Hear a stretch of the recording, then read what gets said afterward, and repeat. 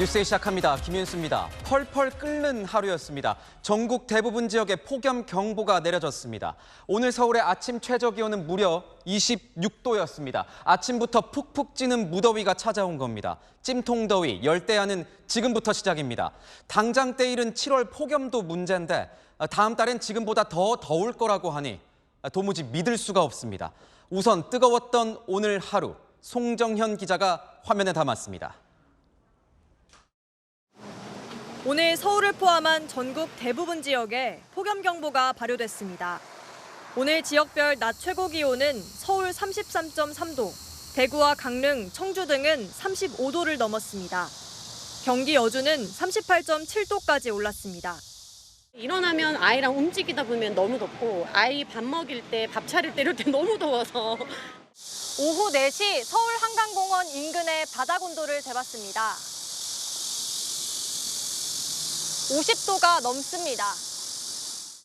낮 동안의 열기가 식지 않아 열대야도 이어지고 있습니다. 오늘 새벽 서울의 최저 기온은 26.1도. 밤사이 기온이 25도 아래로 내려가지 않는 열대야가 올해 들어 8번째 관측됐습니다. 무더위에 지친 시민들은 도심 속 물놀이장을 찾았습니다. 지난주부터 너무 더워져가지고 집에 가만히 못 있겠더라고요. 집 앞에 공원에 이런 좋은 수영장이 있어가지고 같이 나왔습니다. 물이 많이 좀 따뜻한 것 같아요. 원래 차가워야 되는데 날씨 때문도 있는 것 같아가지고. 서울 광화문 광장에는 수영장이 설치됐습니다. 화요일 때 엄청 더워가지고 거의 기절하기 직전이었어요. 여기 들어가 보니까 시원해요. 기상청에 따르면 다음 주 금요일까지 33도 안팎의 무더위가 지속될 예정입니다. 채널A 뉴스 송정현입니다. 보신 것처럼 강한 햇볕과 습도까지 높은 찜통 더위 탓에 체감 온도는 더 높았습니다. 한낮 기온이 35도를 웃도는 무더위에 열사병 같은 온열 질환자도 빠르게 늘고 있습니다. 홍진우 기자가 취재했습니다.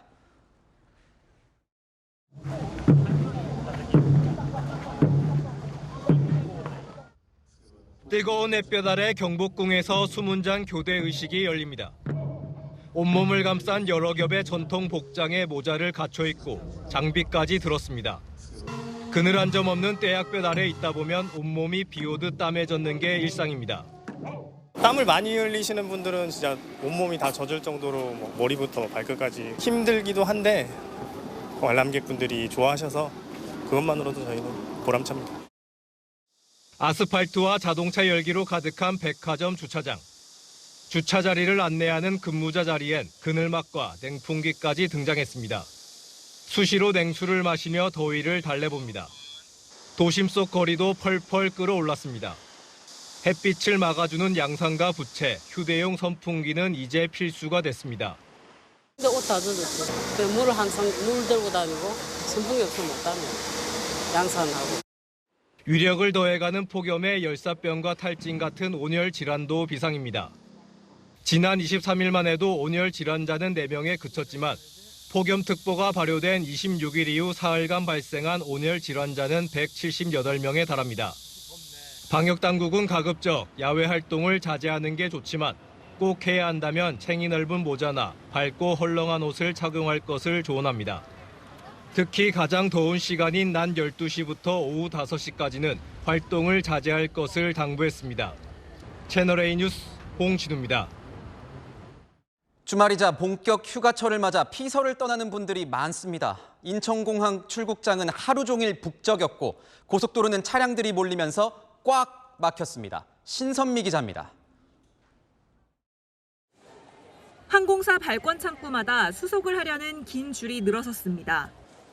코로나 사태 이후 모처럼 해외여행을 나서는 여행객들 얼굴엔 설렘이 한가득입니다. 공항에 들어서자마자 남편이 이 공항 냄새 너무 좋다고 그렇게 얘기하더라고요. 오랜만에 가족들이랑 여행 가니까 되게 설레고 좋아요. 이번 여름 성수기 하루 평균 17만 8천 명이 인천공항을 이용할 것으로 예상됐는데요.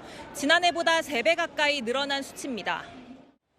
다음 달 15일까지 성수기 3주 동안 이용객은 391만 명을 넘을 것으로 보입니다. 코로나 이전인 2019년 때와 비슷한 수준까지 회복한 겁니다. 혼잡을 줄이기 위해 인천공항공사는 출국장 보안 검색대를 늘리고 임시주차장도 운영하고 있습니다. 여름 휴가에 나선 차량들이 몰리면서 전국 고속도로도 하루 종일 몸살을 앓았습니다. 오늘 하루 고속도로를 이용한 차량은 552만 대로 한때 서울에서 부산까지 7시간 이상 소요되는 등 극심한 정체를 빚었습니다. 고속도로 휴게소도 주차 공간을 찾기 힘들 정도로 차량들이 몰렸습니다. 날은 덥고 차는 밀리지만 그래도 모처럼 같이 하는 여행이기 때문에 이번 여행은 알차고 보람 있게 보내려고 합니다.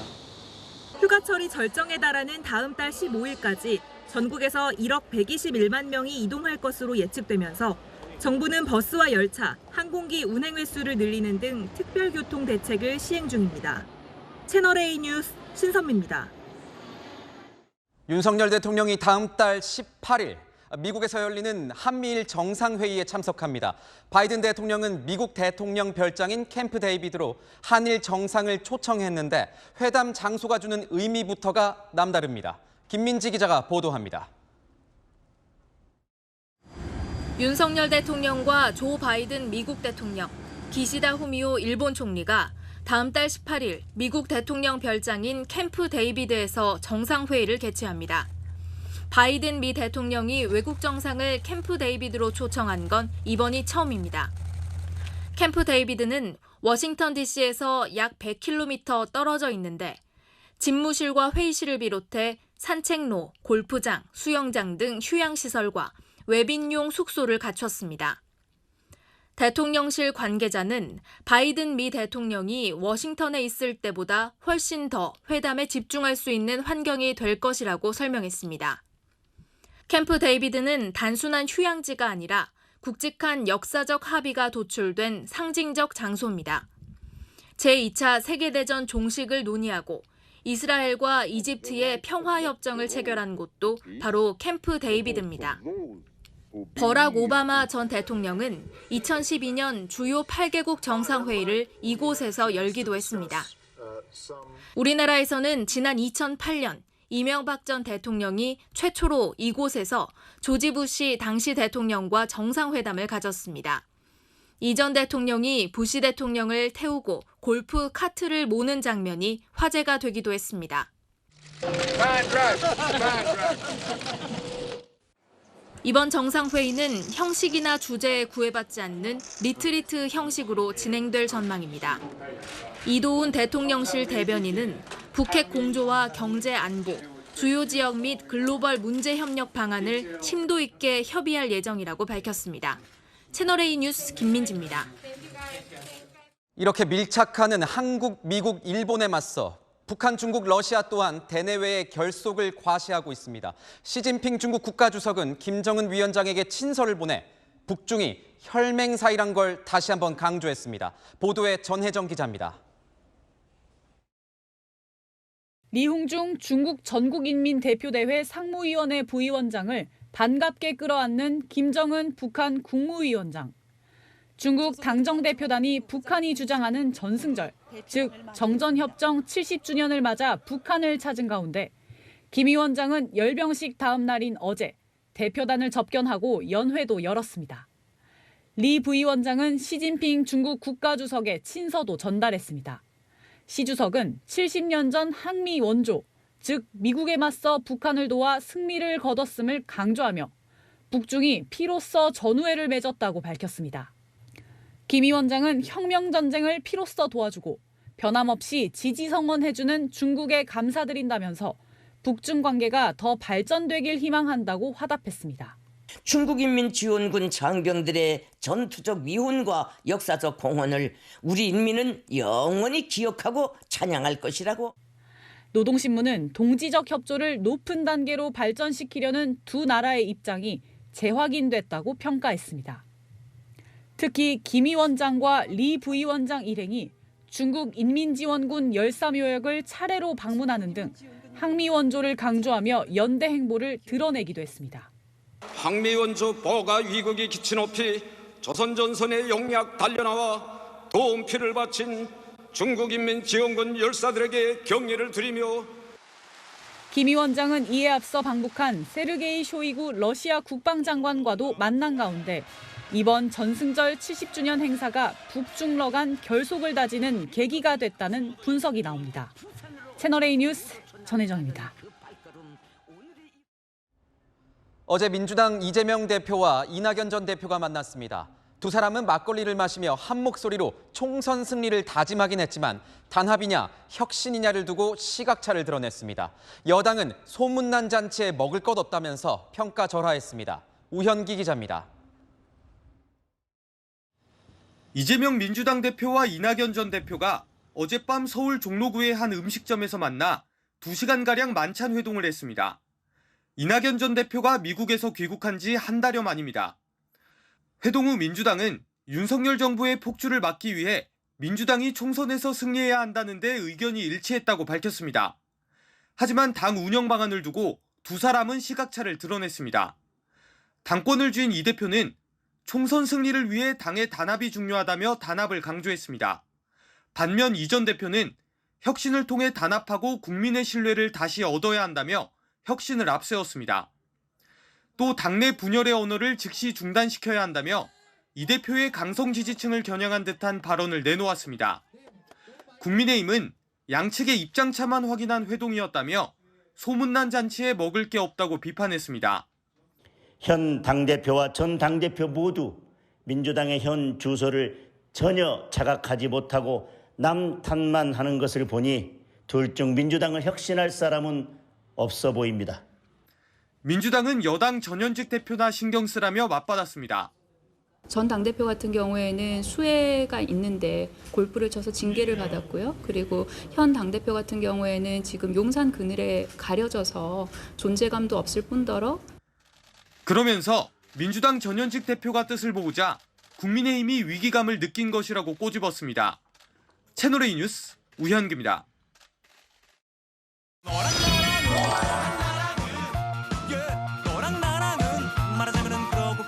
여랑야랑 정치부 김유빈 기자 나왔습니다. 첫 번째 주제 보겠습니다. 창피함 대 모욕감. 한동훈 장관과 민주당 또 시끌시끌한 것 같은데 무슨 일입니까? 네, 얼마 전 민주당 의원들이 수원지검을 찾아 연좌 농성을 벌인 것을 두고 닷새째 한동훈 법무부 장관과 언쟁이 오가고 있는데요. 한 장관은 오늘 민주당 의원들을 향해 불리한 진술을 뒤집어 보려고 노골적으로 사법 방해하는 것에 창피함은 못 느끼고 모욕감만 느끼냐고 비판했습니다. 이건 민주당 의원들이 수원지검에 찾아가서 무슨 일이 있었길래 한 장관이 이렇게 말한 겁니까? 네, 닷새 전으로 돌아가 보겠습니다. 민주당 의원들이 쌍방울 대북 송금 의혹을 수사 중인 검찰이 이화영 전 경기부지사를 협박해서 진술을 번복시키고 있다면서 수원지검에서 연좌 농성을 벌였는데요.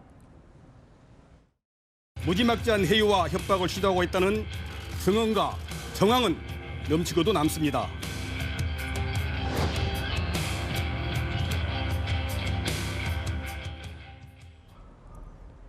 네, 다음 날 한동훈 장관은 연좌 농성을 벌인 민주당 의원들을 향해 사법을 방해하고 있다고 비판했습니다.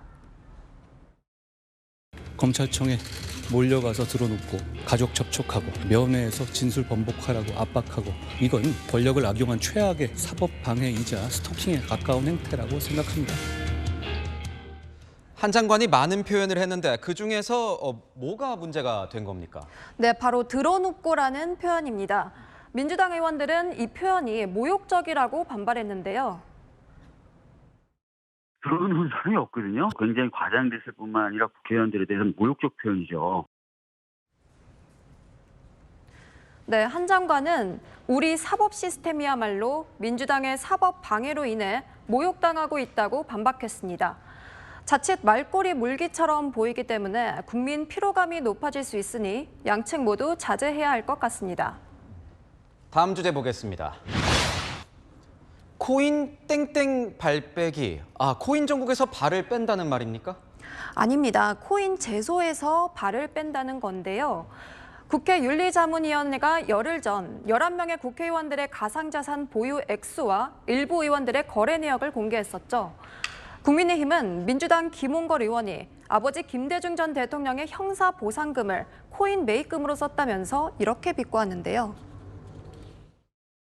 민주화에 헌신한 김대중 전 대통령의 아들로서 참으로 한심한 작태입니다. 민주당은 권영세 국민의힘 의원이야말로 투자 과정에서 이해 충돌의 소지가 있으니 윤리위에 제소하겠다고 반발했습니다. 권영세 의원은 2021년에는 가상자산 과세위에 등 가상자산 관련 법안을 공동 발의하기까지 했습니다. 이해충돌 소지가 다분히 있습니다. 윤리위 제소 얘기가 여기서 나온 거군요. 그래서 어떻게 됐습니까? 네, 양당 모두 윤리위 제소에는 신중론으로 돌아섰습니다. 국민의힘은 김홍걸 의원을 제소하지 않겠다고 못 박았고요.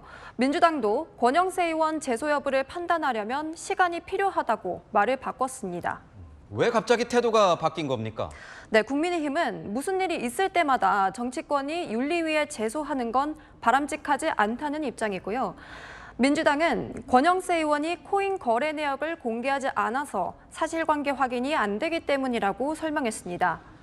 하지만 정치권 일각에선 김홍걸, 권영세 의원 등 양당 소속 의원들이 모두 코인 문제에 걸려 있다 보니 더 이상 사태를 키우지 말자며 물러선 게 아니냐는 지적도 나오고 있습니다. 상대를 헐뜯다가 유불리에 따라서 발을 빼고 있는 양당 모습에 정의당은 독인, 객인이라고 비판했는데요. 국회의원의 윤리와 자격을 심사하는 국회 윤리위원회 제소를 아니면 말고식으로 정쟁에 악용하는 일 이제 그만했으면 좋겠습니다. 네, 지금까지 여랑야랑이었습니다. 서울 서초구의 한 초등학교에서 극단 선택을 한 교사를 추모하는 집회가 오늘도 열렸습니다. 지난주 집회보다 훨씬 많은 3만 명이 참석해 교육권을 보장하기 위한 아동학대 처벌법 개정을 요구했습니다. 김민환 기자입니다.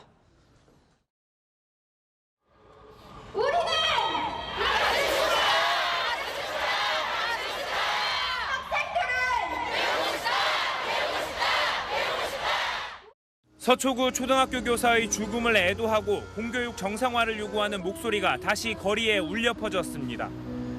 참가자 모두 추모의 의미를 담아 검은 옷을 입었습니다. 공교육 정상화를 요구하는 팻말도 들었습니다.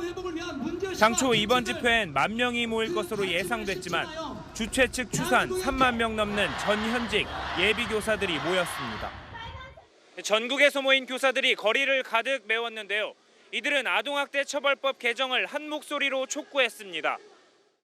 아동학대 신고가 접수되면 교사들이 소명할 기회 없이 불합리하게 직위 해제를 당하는 현실을 바꿔야 한다고 호소했습니다. 아동학대 처벌법을 교사의 교육권을 10년 가까이 특수학교에서 아이들을 가르친 교사도 연단 위에 섰습니다. 장애 학생이 수업을 듣기 싫다며 선생님을 마구 때려도 선생님은 학생을 껴안고 진정시킬 수밖에 없다며 울분을 토로했습니다. 설리반 선생님이 요즘 시대에 대한민국에 있었다고 하면 아동학대로 검찰에 넘어가 헬런 켈러라는 위인은 이 세상에 없었을 겁니다. 아동학대법 앞에 특수교사는 예비 범법자가 됩니다. 학생인권 못지않게 교사인권 역시 소중하다며 학생과 교사 모두가 안전한 교육 환경을 만들어야 한다고 입을 모았습니다. 교육권을 펼칠 수 있는 교사가 되고 싶지 저의 생존권을 고민하고 제가 신고당할까 봐 걱정하는 그런 나날들이 있지 않았으면 좋겠다. 학생 인권과 교사 인권이 조화를 이루어서 더 좋은 교육 환경이 되었으면 좋겠다. 전국 교사들은 사망한 교사의 49제인 오는 9월 4일까지 매주 토요일 집회를 이어간다는 방침입니다. 채널A 뉴스 김민환입니다. 전북 장수 북쪽에서 규모 3.5의 지진이 발생했습니다. 자세한 소식은 잠시 뒤 다시 전해드리겠습니다. 북한이 우리나라의 태양광 발전 기술을 빼돌렸습니다. 중국에 가짜 회사를 만들고 1,500점이 넘는 국내 태양광 설비를 밀수입한 겁니다. 이렇게 탈취한 설비를 통해 북한의 태양광 기술이 비약적인 발전을 이룬 것으로 보입니다. 성혜란 기자입니다. 부산에서 무역회사를 다니던 50대 회사원 A씨가 북한 정찰총국 공작원과 만난 건 지난 2015년입니다.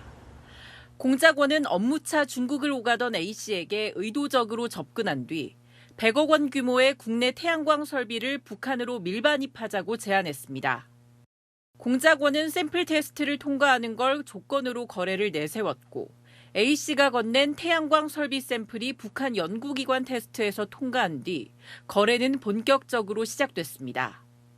A씨가 정찰 총국이 중국에 세운 가짜 회사에 수출 신고를 한 뒤 태양광 설비를 선박에 담아 중국을 거쳐 북한으로 넘긴 겁니다.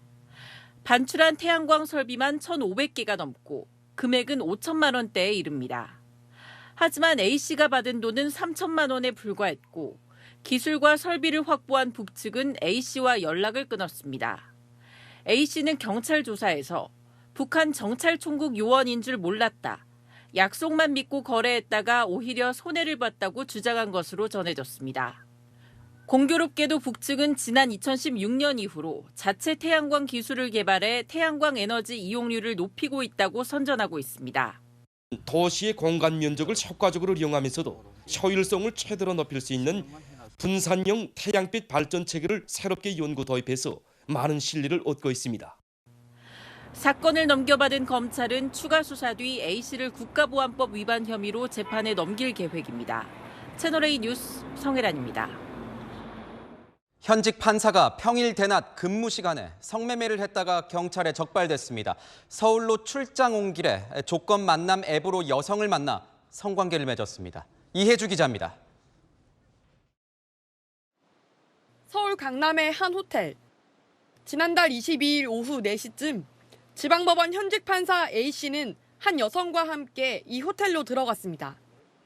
채팅앱을 통해 만난 30대 중반의 여성에게 15만 원을 지급하고 조건 만남식 성매매를 한 겁니다.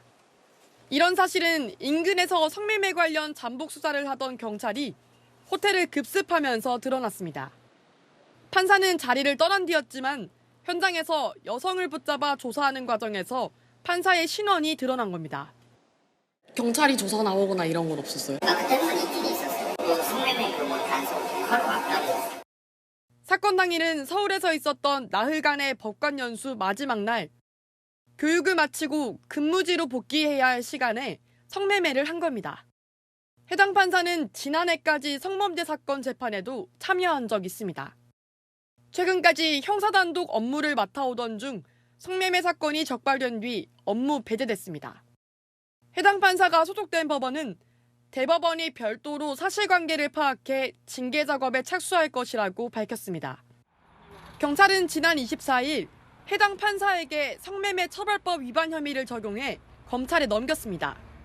지난 2016년에는 현직 부장판사가 성매매하다가 적발됐지만 감봉 3개월의 징계를 받았습니다. 판사는 헌법으로 신분이 보장돼 탄핵이나 금고 이상의 형선고가 아니면 파면되지 않는 만큼 엄격한 도덕성이 필요하다는 지적이 나옵니다. 채널A 뉴스 이혜주입니다. 사륜 오토바이를 타고 가던 80대 노부부가 승용차와 충돌해 숨졌습니다. 어젯밤에는 서울 잠실 롯데백화점에서 불이 나 이용객 1000여 명이 대피하는 소동이 벌어졌습니다. 남영주 기자입니다. 교차로 한가운데 사륜 오토바이가 넘어져 있고 승용차는 앞부분이 심하게 부서졌습니다. 오늘 오전 11시쯤 충남 천안의 교차로에서 사륜 오토바이와 승용차가 충돌했습니다. 이 사고로 사륜 오토바이에 타고 있던 80대 노부부가 숨졌고 승용차 운전자가 다쳤습니다. 노부부는 아침 일찍 농사일을 하고 집으로 돌아가던 중 변을 당한 것으로 전해졌습니다. 노부부는 헬멧을 쓰지 않은 채 1인용 사륜 오토바이에 함께 타고 있었던 걸로 조사됐습니다. 경찰은 인근 CCTV를 바탕으로 정확한 사고 원인을 조사하고 있습니다.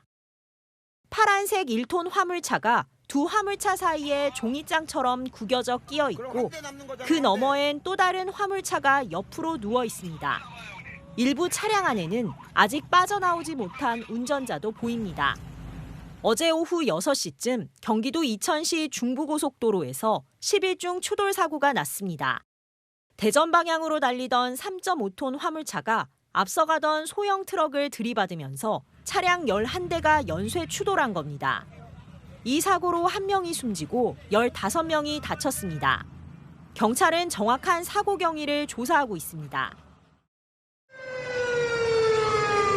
화재가 발생하였습니다. 비상구를 이용하여 안전한 장소로 대피하시기 바랍니다.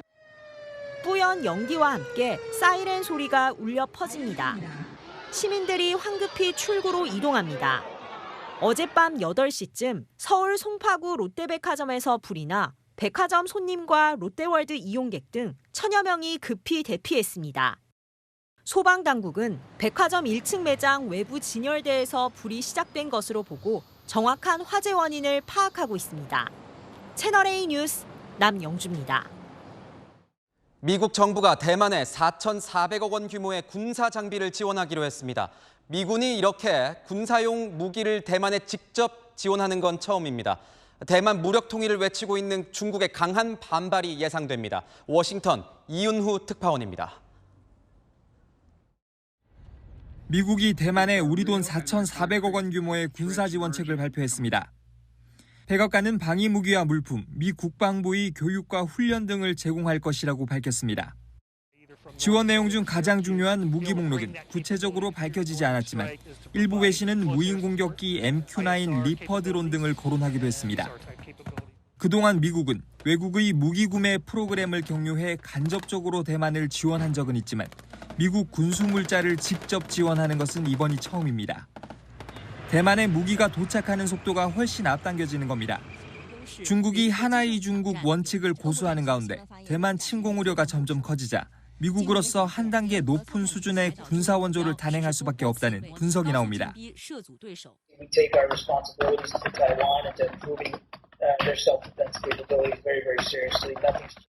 앞서 캐슬린 힉스 미 국방부 부장관은 중국 침공 전 대만에 미리 무기를 비축해야 한다는 것은 러시아의 우크라이나 침공 후 얻은 교훈이라고 언급한 바 있습니다. 미국의 대만 지원을 견제해왔던 중국은 거세게 반발할 것으로 예상됩니다. 和军事活动正当合理，同有关国家开展联合巡航等军事合作，符合国际法和国际惯例。 미국과 중국은 최근 베이징에서 고위급 연쇄회담을 가지며 관계 회복에 나섰지만 또다시 악화될 것이라는 우려도 나오고 있습니다. 워싱턴에서 채널A 뉴스 이은후입니다. 지중해 인근 남유럽 국가들이 불타고 있습니다. 40도가 넘는 폭염에 산불까지 덮쳤습니다. 그리스에선 탄약고로 불이 번지면서 대형 폭발 사고가 발생했습니다. 최주연 기자입니다. 뿌연 연기가 가득한 하늘에 굉음이 울리더니 불기둥이 솟아오릅니다. 그리스 내륙에서 퍼지고 있는 산불이 강풍을 타고 곳곳에 옮겨 붙었는데 공군기지까지 번져 탄약고가 폭발한 겁니다. 현장을 취재하던 기자도 폭발음에 놀랍니다. Θέλω λίγο να προσπαθήσω να σας δώσω την εικόνα, να μην μιλήσω. Το είδαμε ότι υπάρχει φωτιά στα πυρομαχικά της αεροπορίας και ακόμα και τώρα υπάρχει φωτιά και από τις εκρήξεις το στικό κύμα έκανε τεράστιες καταστροφές. 시민들은 요트 등 이동수단을 모두 동원해 대피했습니다. 그리스 당국에 따르면 올해 전국에서 500건 넘는 산불이 발생했는데 기후변화에 따른 건조한 날씨가 핵심 원인으로 꼽히고 있습니다. 이탈리아와 크로아티아 등 지중해 인근 다른 국가들도 산불 피해가 계속되고 있습니다. 프란치스코 교황마저 대응을 촉구했습니다. 교황은 여러 지역에서 확산 중인 산불로 인한 생명 위협과 피해에 깊이 우려하고 있다며 기후변화에 대응하고 자연을 보호하자고 밝혔습니다. 기후변화를 막기 위해 즉각적인 조치가 필요하다는 경고가 곳곳에서 쏟아지고 있습니다. 채널A 뉴스 최주현입니다. 여름 극장가에선 한국 영화들이 줄지어 개봉합니다. 관객들의 기대치만큼 영화의 스케일도 역대급입니다. 제작비만 1,000억 원에 육박하는 쩐의 전쟁, 지금부터 시작입니다. 조현선 기자입니다. 바다 깊은 곳으로 큼직한 상자가 던져집니다. 세관에서 냄새 맡고 쫓더라도 부디 물건 근처로 빠지는 거야. 일자리를 잃은 해녀들까지 바닷속 밀수 세계로 빠져드는 영화 밀수. 개봉 날부터 박스오피스 부동의 1위로 개봉 4일차 누적 관객 수 100만 명을 넘어섰습니다. 뜨거운 주말인 오늘도 영화관은 발 디딜 틈 없습니다. 어떤 영화 보러 오셨어요? 밀수 보러 왔습니다. 영화관 벽면도 모처럼 온통 한국 영화로 도배돼 있습니다. 영화관 티켓값이 오르면서 영화관 오는 걸 주저하는 것도 있었긴 한데 한국 영화들 개봉한다고 하니까 범죄도시 3 흥행으로 한국 영화에 다시 시동이 걸리고 있습니다. 다음 주 동시 개봉 예정인 더문 비공식 작전과 콘크리트 유토피아까지 대작들의 줄지은 개봉에 관객들은 반갑고 기대가 큽니다. 해외 작품이 나오면 뭔가 국내 영화가 조금 덜 주목받는 것 같아가지고 그 점이 좀 아쉬웠습니다. 여름에 할 게 있어서 좋은 것 같아요. 더문이나 밀수 볼 것 같아요. 일단 배우들도 이제 유명한 사람들이 많이 나오니까 확실히 더 보고 싶어지는 것 같긴 해요. 배우 못지않게 4편의 총 제작비는 1,000억 원, 공과 비용을 아끼지 않았습니다. 수중 촬영은 물론 시각 특수 효과에만 61억 원이 투입됐습니다. 손익 분기점을 따져보면 각 영화당 관객 650만 명 안팎이 되어야만 합니다. 상반기 한국 영화 관객 수는 코로나19 이전의 절반 수준, 범죄도시 쌍천만 해도 올여름 대작들이 성공해야 하는 이유입니다. 장르도 배경도 다른 개성 만점 4편의 대작들, 올여름 관객들의 마음을 사로잡을지 관심입니다. 채널A 뉴스 조현선입니다. 기상청은 오늘 오후 7시 7분쯤 전북 장수군 북쪽 17km 부근에서 규모 3.5의 지진이 발생했다고 밝혔습니다. 발생 깊이 6km로 피해 상황은 아직 접수되지 않았지만 진동을 느꼈다는 신고 전화가 잇따르는 것으로 알려졌습니다.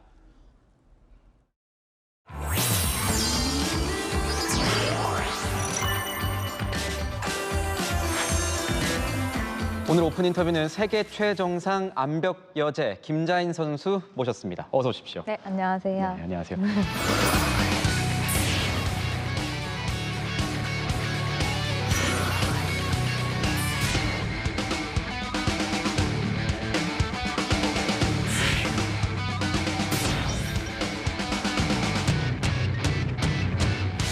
축하드립니다. 감사합니다. 어떠세요? 소감이 어떠십니까? 우승했을 당시에도 그렇고 제가 아기를 출산하고 다시 선수 생활을 시작하면서 세계대회에서 금메달을 목에 걸 거라고는 아예 상상도 못했어가지고. And Jane Kim is back. Acknowledges the crowd, turns to face the wall. Here we go.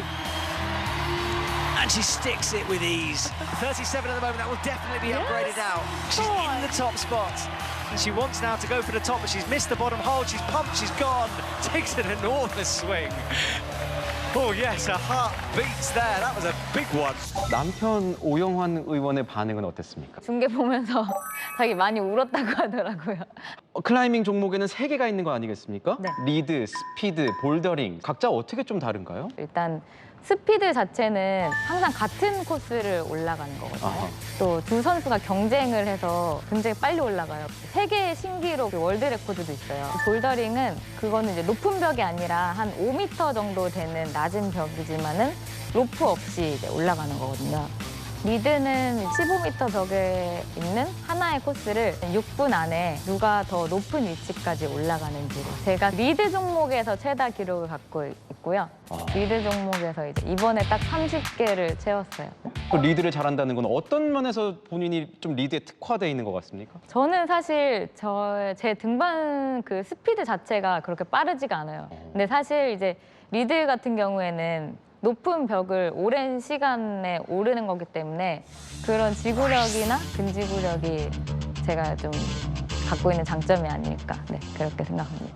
153cm의 작은 키라는 핸디캡을 극복하고자 어떤 노력까지 좀 뭐 해본 게 있습니까? 키가 작아서 갖고 있는 장점 같은 게 있거든요.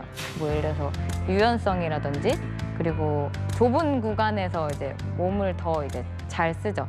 가장 많이 쓰는 데가 어디예요, 그러면? 요 끝인가요? 아무래도 보면 이제 요 중지에 힘이 제일 많이 들어가죠. 중지가 그래서 조금 더 많이 발달돼 계신 것 같아요. 여기 이제 손가락 관절염이 이제 중지에 생겨요. 아, 많이들. 관절염이. 네. 저도 보면 여기가 좀 여기 마디가 이렇게 좀 굵잖아요.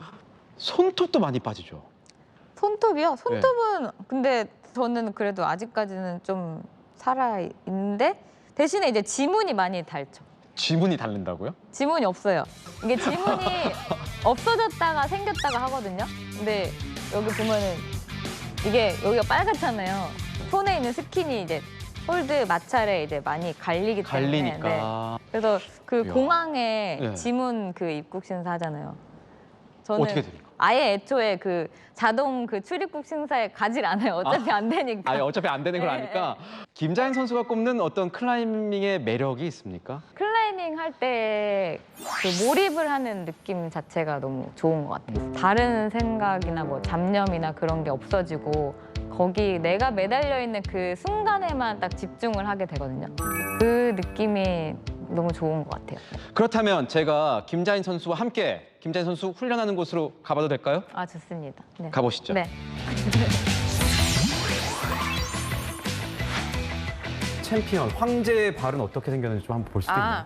이렇게 완전 이렇게 구부러진 상태로 이렇게 신잖아요. 그래서 보면은 굳은 살이 이제 요런 데 이렇게. 아, 요 앞부분 쪽으로 네. 굳은 살이. 연습을 얼마나 하셨으면. 이런 실내 암벽장은 그 줄 없이 매트 위로 떨어지는 거여서 아, 네. 처음에 이제 착지법을 먼저 배우는 게 발, 엉덩이, 등 순으로 떨어지는 거거든요. 이런 식으로. 네. 다리를 하고 이렇게 네, 잡아서. 거기서 살짝 떨어졌어요. 아까 알려드린 대로. 뒤로, 네, 살짝. 네. 완벽합니다. 좀 자질이 보이십니까? 낙법은 잘하시네요. 낙법 잘했죠? 이제 볼더링을 같이 체험을 해보실 텐데 네. 노란색 홀드만 사용을 하고 가시는 거고요. 네.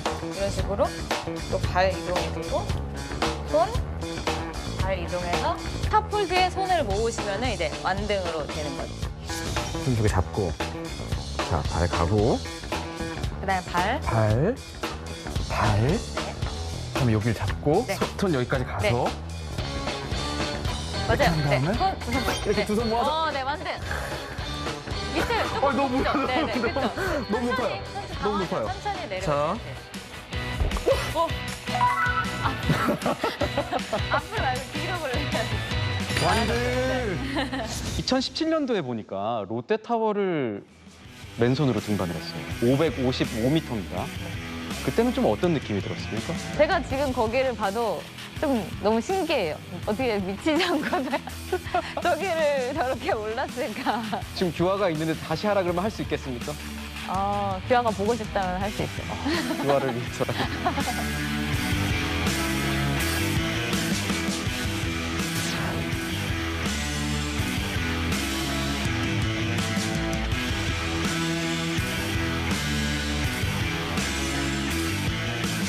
암벽이 무섭습니까? 롯데타워가 무섭습니까?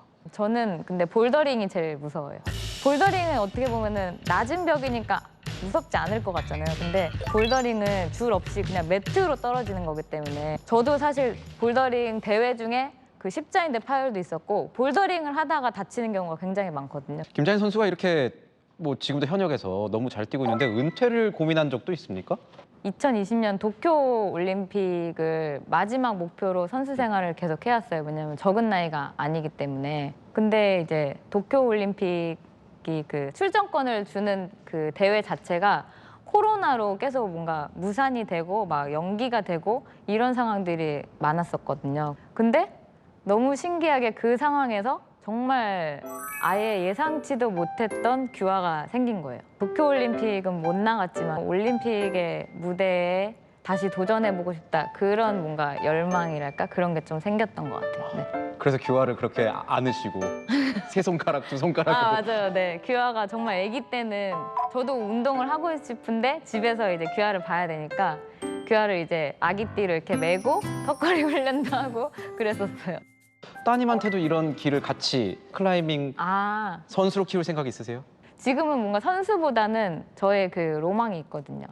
딸이랑 같이 인수봉으로 오르고 클라이밍을 같이 하고 약간 그랬으면 너무 좋을 것 같아요. 근데 오영환 의원, 그러니까 남편분은 어떻게 만나게 된 겁니까? 신랑이 그때 당시에는 소방관이었고 또 그 산악구조대에서 근무를 하고 있었어요. 그래서 클라이밍을 이제 취미로 열심히 배우고 있었는데 저랑 굉장히 친한 후배가 선생님이셨어요. 그래서 그렇게 해서 연결을 시켜줘가지고 만나게 됐죠.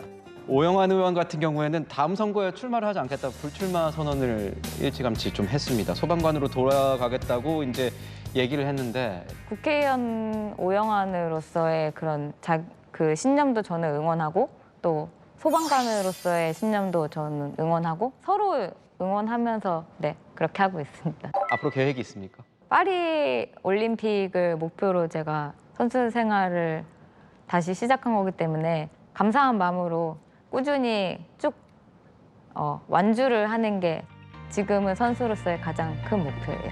지금까지 암벽위의 발레리나 김자인 선수였습니다. 고맙습니다. 감사합니다. 끓는 더위에 피서가 한창입니다. 전국이 35도 안팎까지 오른 오늘 서울 도심에서도 보령 대천해수욕장에서도 물놀이로 더위를 식히는 분들 많았는데요. 더위는 밤에도 식지 못해 오늘도 열대야가 발생하겠습니다. 전국적으로 최저 기온이 25도를 웃돌겠습니다. 내일도 오늘만큼 무덥습니다. 서울과 대구 34도, 대전과 전주 35도까지 오르겠습니다. 맑은 하늘 아래 전국적으로 자외선 지수도 매우 높은 단계를 보이겠습니다. 지면이 달궈지면서 내륙엔 한때 소나기도 오락가락하겠는데요. 양은 5에서 40mm로 내리는 양과 시간이 지역별로 다르겠고 돌풍과 벼락도 동반되겠습니다. 폭염과 열대야는 다음 주에도 지속됩니다. 습도가 높아서 체감 기온이 더 높을 뿐 아니라 불쾌감도 크겠습니다. 날씨였습니다. 땡볕 아래 땀을 뻘뻘 흘리면서도 묵묵히 맡은 일을 해내는 국민들이 있습니다. 근무 환경이 아무리 나빠도 제자리를 지킵니다. 책임감 때문입니다. 그런데 국민의 공복, 심부름 꿈을 자처하는 이 공무원들은 어디에 있습니까? 폭우가 쏟아지던 그날, 계속된 경고에도 마땅히 지켜야 할 자리를 비워서 인명사고를 방치했습니다. 판사 워라밸이라는 명목으로 재판 절차는 줄줄이 밀리기 일쑤인데 법정을 벗어난 판사는 평일 일과 시간에 버젓이 성매매를 했다니 무엇을 위한 워라밸입니까? 마침표 찍겠습니다. 세금이 아깝지 않게. 뉴스에이 마칩니다. 고맙습니다.